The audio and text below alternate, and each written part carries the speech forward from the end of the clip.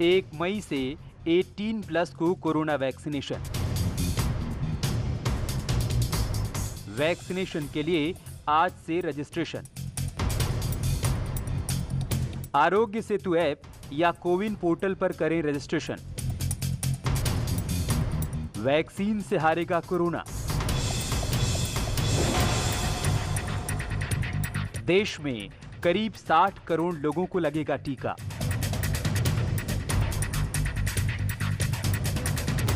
बारह तरह के पहचान पत्रों से हो पाएगा रजिस्ट्रेशन। अब सबकी वैक्सीन की बारी। आपकी कितनी तैयारी? जानिए वैक्सीनेशन से जुड़ी हर जानकारी। कॉल करके डॉक्टरों के पैनल से पूछिए सवाल।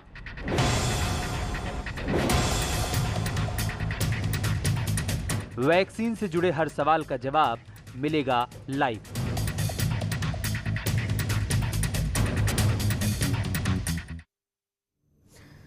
नमस्कार, मैं हूं आपके साथ मेनका चौधरी और 1 मई से महा वैक्सीनेशन की शुरुआत हो रही है और ऐसे में जरूरत इस बात की है कि आप ये देख लें कि आपकी तैयारी कितनी है।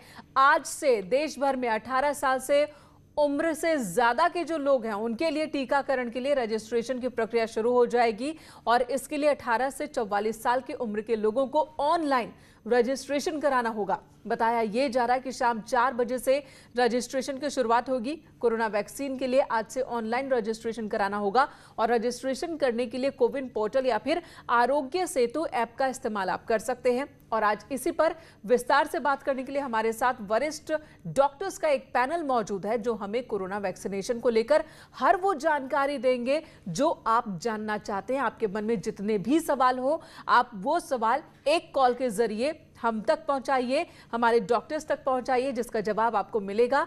टीवी स्क्रीन पर दिखाए जा रहे फोन नंबर पर आपको कॉल करनी है 012066933871। इस पर आप कॉल कीजिए। वैक्सीनेशन से जुड़ी जितनी भी समस्याएं हैं, जितने भी सवाल आपके जहन में हैं, उस सवाल का जवाब आप डॉक्टर्स के हमारे पैनल से पा सकते हैं। आपको बता दें इस वक्त हमारे साथ डॉक्टर्स का जो पैनल मौजूद है उनमें प्रोफेसर डॉक्टर रामशंकर उपाध्यक्ष हैं, सीनियर डॉक्टर, और इस वक्त हमारे साथ डॉक्टर शिव कुमार जुड़ चुके हैं। शिव कुमार जायसवाल सीनियर डॉक्टर हैं। सबसे पहले जायसवाल जी आपके पास ही आती हूं। जहां तक बात वैक्सीनेशन की है, इसे लेकर कुछ दुविधा जरूर रही, लेकिन इस वक्त भारत में 2 तरह के वैक्सीन डल रहे हैं, तीसरे को भी मंजूरी मिल गई है। जो रजिस्ट्रेशन की प्रक्रिया है किस तरह से इस पर काम होगा?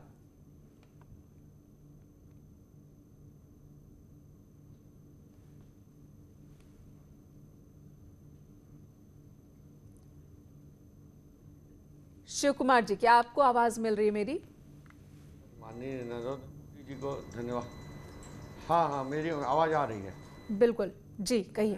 भारत के यशस्वी प्रधानमंत्री व बनारस के सांसद माननीय नरेंद्र मोदी जी को धन्यवाद बोलूँगा कि उन्होंने इतनी बड़ी जनसंख्या होते हुए इतने बृहद लेवल पे वैक्सीनेशन का प्रोग्राम उन्होंने दिया है भारत को। और साथ ही मैं अपने मुख्यमंत्री योगी आदित्यनाथ जी को भी धन्यवाद दूंगा जिनके अथक प्रयासों से यूपी में भी वैक्सीनेशन सुचारू रूप से चल रहा है।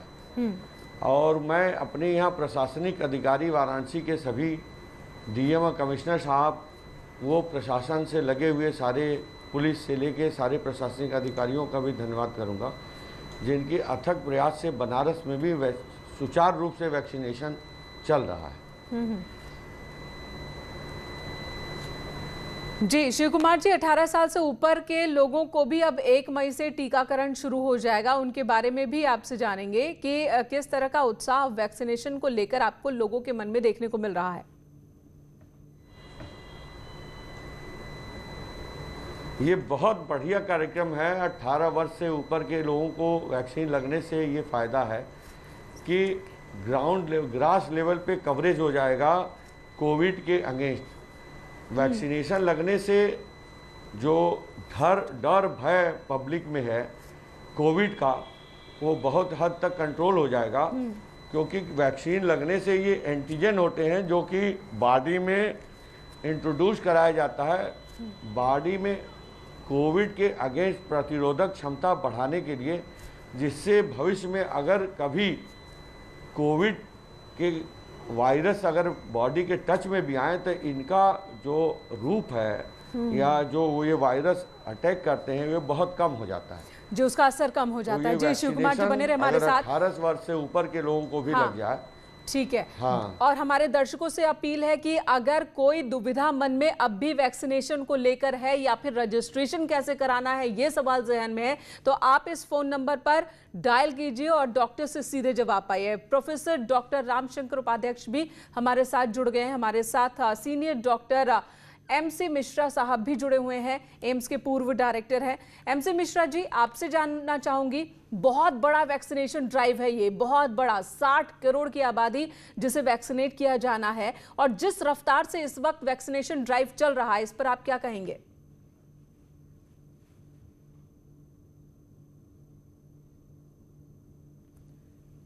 और पहले फेज में हमने अपने स्वास्थ्य कर्मियों के लिए रखा और 60 वर्ष से ऊपर के हमारे सीनियर सिटीजन्स हैं उनके लिए रखा और फ्रंटलाइन वर्कर्स के लिए रखा।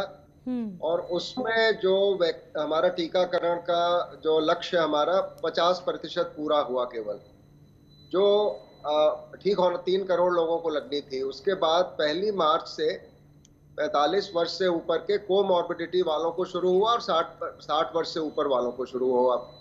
उसमें भी प्रधानमंत्री मोदी के टीकाकरण करवाने के बाद बढ़ोतरी आई थी, गति आई थी टीकाकरण अभियान में, और 1 अप्रैल से 45 वर्ष के सभी लोगों को शामिल किया गया। और उसके बाद 2 अप्रैल को 43 लाख टीकाकरण हुए पूरे देश में, जो अभी तक का सबसे बड़ा आंकड़ा रहा।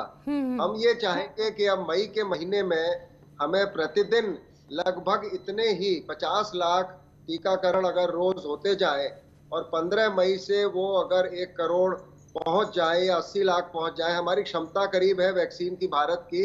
अभी 2 ही वैक्सीन है, कोविशील्ड और कोवैक्सीन। कोविशील्ड की क्षमता है 6 करोड़ प्रति माह की और कोवैक्सीन की है 1 करोड़ की।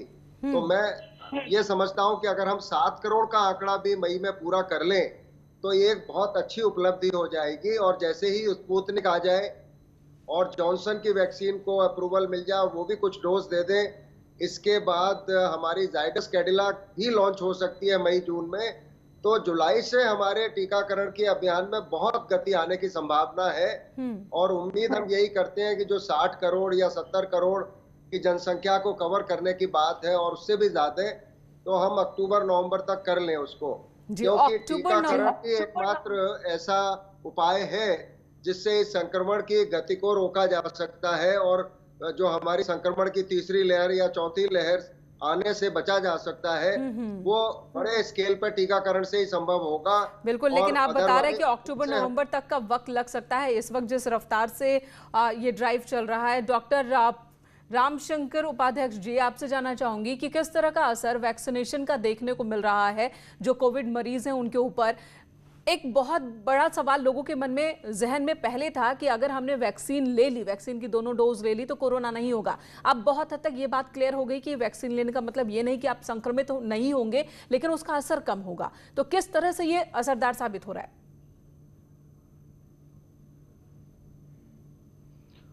सबसे मेन चीज